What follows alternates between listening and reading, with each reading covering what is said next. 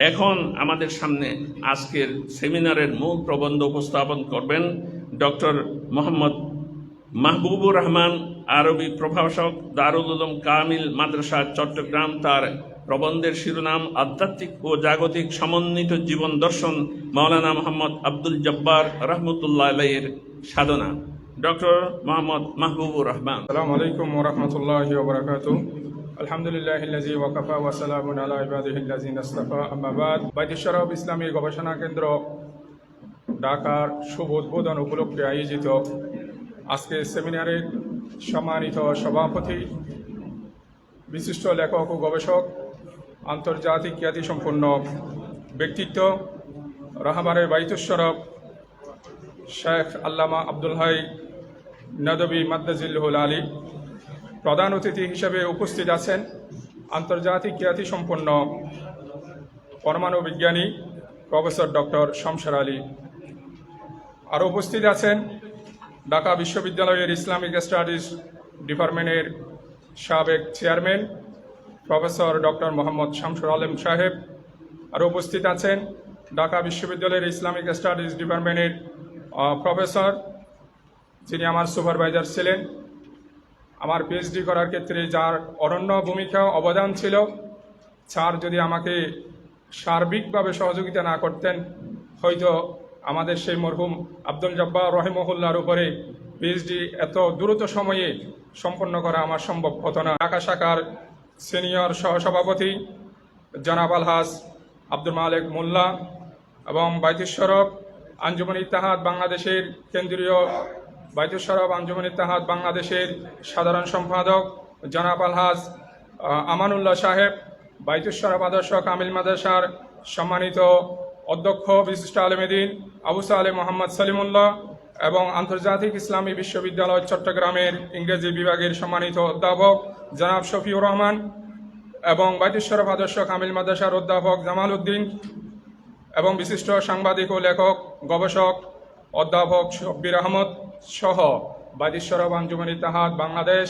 এবং ঢাকা আঞ্জুমানে নওজোয়ান বাংলাদেশ ঢাকা সহ বিভিন্ন শাখার বিভিন্ন নেতৃবৃন্দ, আসসালামু আলাইকুম ওয়া রাহমাতুল্লাহ। আসলে সময় ও স্বল্পতার জন্য সবাইকে সম্বোধন করা সম্ভব হচ্ছে না। আমি হুজুরের অনুমতিক্রমে আমার মূল আর্টিকেলের দিকে চলে যাচ্ছি। আজকে আমার আর্টিকেলের শিরোনাম হলো আধ্যাত্মিক ও জাগতিক সমন্বিত জীবন দর্শন, মাওলানা মোহাম্মদ আব্দুল জব্বার রহিমহুল্লাহর সাধনা। মানব জাতির হেদায়ত এবং তাদের সরল সঠিক পথের দিশা দেওয়ার জন্য আল্লাহ তাআলা যুগে যুগে অসংখ্য নবী রাসূল প্রেরণ করেন। নিজ তত্ত্বাবধানে তাদেরকে আধ্যাত্মিক ও জাগতিক শিক্ষা ও প্রশিক্ষণের মাধ্যমে মহামানবে পরিণত করেন, যাতে তারা তাদের উপর অর্পিত নবুয়ত ও রিসালাতের গুরুদায়িত্ব যথাযথভাবে পালন করতে পারেন। বাস্তবিক পক্ষেই তাই হয়েছে। প্রত্যেক নবী রাসূল তাদের উপর অর্পিত দায়িত্ব শতভাগ পালন করেন। যেমনটা দেখতে পাই আমরা আমাদের প্রিয় নবী হযরত মুহাম্মদ মুস্তাফা সাল্লাল্লাহু আলাইহি ওয়াসাল্লামের বিদায় হজের ভাষণে সোয়া লক্ষ সাহাবীকে লক্ষ্য করে এবানদীপ্ত কণ্ঠে তিনি বলেছিলেন, আলা হাল বাল্লাগতু, শুনো হে আমার সাহাবায়ে কেরাম, আমি কি রিসালাতের বাণী তোমাদের কাছে যথাযথ পৌঁছিয়েছি? সাহাবীগণ সুর মিলিয়ে হা বলে উত্তর দিয়েছিলেন। সাহাবীগণ সবসময় রাসূলুল্লাহ সাল্লাল্লাহু আলাইহি ইসলামের জীবন চরিত পরিপূর্ণভাবে অনুসরণ ও অনুকরণ করার চেষ্টা করতেন। তারা তাদের জীবনকে রাসূলুল্লাহ সাল্লাল্লাহু আলাইহি ওয়াসাল্লাম এর জীবন দর্শনের আলোকে গড়ে তোলেন, ফলে তারা জগতের শ্রেষ্ঠ মানুষে পরিণত হন। যাদের সম্পর্কে কোরআন কারীমের একাধিক জায়গায় বলা হয়েছে রাদিয়াল্লাহু আনহুম ওয়া রাদু আনহু, আল্লাহ তাদের প্রতি সন্তুষ্ট এবং তারাও তার প্রতি সন্তুষ্ট। নবী রাসূল ও সাহাবীগণের পদাঙ্ক অনুসরণ করে যুগে যুগে অসংখ্য আল্লাহ প্রিয় বান্দা আধ্যাত্মিক ও জাগতিক সমন্বিত জীবন দর্শন চর্চা করে জাতির কাছে স্মরণীয় বরণীয় হয়ে আছেন।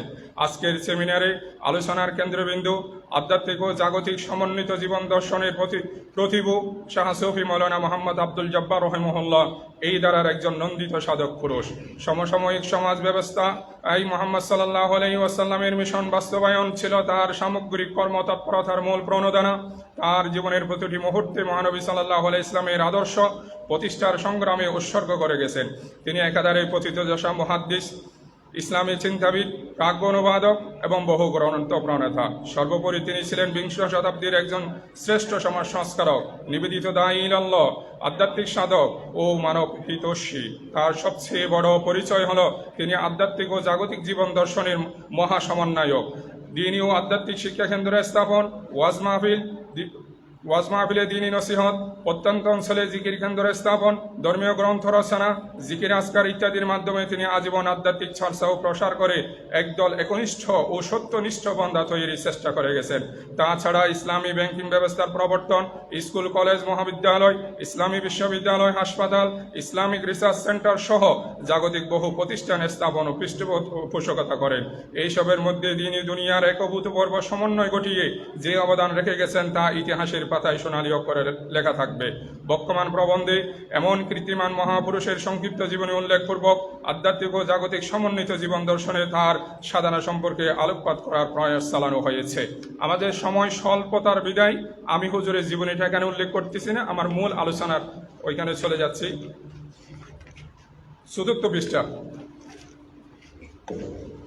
আধ্যাত্মিক ও জাগতিক সমন্বিত জীবন দর্শনে শাহ সুফি মৌলানা মোহাম্মদ আব্দুল জব্বার রহিমাহুল্লাহর সাধনা। আল্লাহ তাআলা মানব জাতিকে পৃথিবীতে খলিফা তথা প্রতিনিধি হিসাবে পাঠিয়েছেন। এই সম্পর্কে তিনি বলেন, ওই যে ক্বালা রাব্বুকা লিল মালাইকাতি ইন্নী জাইলুন ফিল আরদি খলিফা। স্মরণ করুন যখন আল্লাহ আপনার রব ফেরেশতাদেরকে বললেন, নিশ্চয়ই আমি জমিনে খলিফা প্রতিনিধি সৃষ্টি করছি।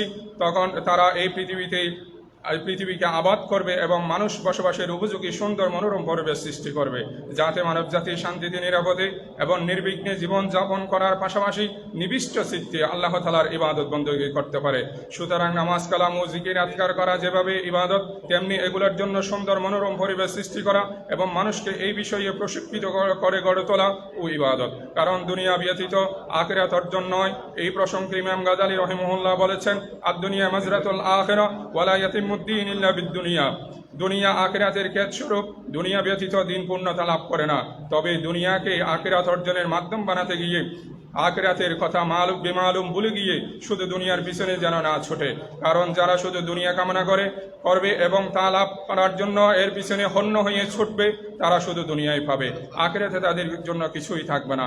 এই ধরনের দুনিয়াদারদের ধিক্কার জানিয়ে আল্লাহ তাআলা বলেন, মানুষের মধ্যে যারা বলে রব্বানা আতিনা ফিদ দুনিয়া ওয়া মা লাহু ফিল আখিরাতি মিন খালাকিন, হে আমাদের রব, আমাদেরকে দুনিয়াই দিন, আখিরাতে তার জন্য কোনো অংশই নেই। তবে যারা দুনিয়াকে আখিরাত অর্জনের মাধ্যম হিসেবে গ্রহণ করবে এবং উভয়ের মাঝে চমৎকার একটি সমন্বয় কম্বিনেশন ঘটিয়েছে, এমন ব্যক্তিদের প্রশংসা করে আল্লাহ তাআলা বলেন, রিজালুন লা তুলহিহিম তিজারাতুন ওয়ালা বাইউন আন যিকরিল্লাহি ওয়া ইকামিস সালাতি ওয়া ইতাইজ যাকাত। সেই সব লোক যাদেরকে ব্যবসা বাণিজ্য ও ক্রয় বিক্রয় কোনোটি আল্লাহ তাআলার স্মরণ হতে এবং সালাত কায়েম ও যাকাত প্রদান করা হতে বিরত রাখে না। অপর আয়াতে তিনি আরো বলেন, আর তাদের মধ্যে যারা বলে রব্বানা আতিনা ফিদ দুনিয়া হাসানাতাও ওয়া ফিল আখিরাতি হাসানা, হে আমাদের রব, আমাদেরকে দুনিয়াতে কল্যাণ দিন এবং আখিরাতেও কল্যাণ দিন। অর্থাৎ যেই সব বান্দা দুনিয়া ও আখিরাতের মাঝে সমন্বয় ঘটিয়ে জীবন পরিচালনা করেছেন, তারাই প্রকৃতপক্ষে সফল। এটাই ছিল প্রত্যেক নবী রাসূলের জীবনধারা ও জীবন দর্শন। তাদের নবুয়ত ও রিসালাতের মিশনও ছিল এটাই। এজন্য প্রত্যেক নবী রাসূল স্বীয় উম্মতকে এক আল্লাহর ইবাদতের দিকে আহ্বান করার পাশাপাশি সমাজ ও রাষ্ট্রে শান্তি, শৃঙ্খলা ও স্থিতিশীলতা বজায় রাখার প্রতি তাগিদ দেন। কিন্তু কালের পরিক্রমায় নবী রাসূলের এই তালিম ও শিক্ষা ভুলে গিয়ে তারা দিনকে দুনিয়া থেকে আলাদা করে, যেমনটা করেছিল খ্রিস্টানেরা। তাদের সম্পর্কে আল্লাহ তাআলা বলেন, ওয়া রাহবানিয়াতান ইবতাদাউহা মা কাতাবনা আলাইহিম ইল্লা বিতিগা রিদওয়ানিল্লাহি ফামা রাউহা হাক্কা রিআয়াতিহা। আর সন্ন্যাসবাদ এটাই তো নিজেদের আল্লাহর সন্তুষ্টি লাভের জন্য প্রবর্তন করেছিল। আমরা তাদেরকে এটার বিধান দিই নেই, অথচ এটাও তারা যথাযথ পালন করেনি। রাসূল সাল্লাল্লাহু আলাইহি ইসলামের দিন ও দুনিয়া সমন্বিত জীবন দর্শন লালন করতে দেখে মক্কার কাফিররা বিস্মিত হয়ে বলেছিল, মা লিহাদার রাসূল ইয়াকুলুত তুআম ওয়া ইয়ামশি ফিল আসওয়াক। এই কেমন রাসূল যে খাওয়া দাওয়া করে এবং হাটে বাজারে চলাফেরা করে। অর্থাৎ তাদের চিন্তা আছে, তারা বিশ্বাস ছিল যে যিনি রাসূল হবেন তিনি শুধু আল্লাহর ইবাদতে মশগুল থাকবেন, তিনি দুনিয়াদারি করবেন না। পরবর্তীতে ইহুদি, খ্রিস্টান ও মক্কার কাফিরদের সেই চিন্তা চেতনা মুসলমানের মধ্যে অনুপ্রবেশ ঘটে। তারাও দিনকে দুনিয়া থেকে আলাদা করে তারা চিন্তা করলো দিন দুনিয়া একসাথে চলতে পারে না, হয় দিন না হয় দুনিয়া। এই কুসংস্কার সমাজে বহুদিন ধরে চলে আসছিল। আচ্ছা, আচ্ছা, যা হোক, আমাদের সময়ে স্বল্পতার জন্য আর সামনে এগানো যাচ্ছে না। এটা অবশ্যই ছোট পুস্তিকা আকারে হুজুর কাবলা পাবলিশ করবেন ইনশাল্লাহ। আমাদের মান্যবর ব্যক্তিবর্গ রয়েছেন, অতিথিরা রয়েছেন, ওনারা এই বিষয়ের উপর আলোচনা করবেন। আমি আমার এখানে প্রবন্ধ উপস্থাপন শেষ করছি। আসসালামু আলাইকুম রহমতুল্লাহ।